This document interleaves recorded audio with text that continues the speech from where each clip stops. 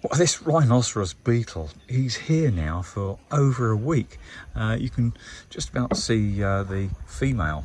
This is the female over here, and she's keeping her head well down. She doesn't have these big jaws that the male has, and the feeding part is actually underneath. It's not those jaws that you see on the top that he's clenching at the moment.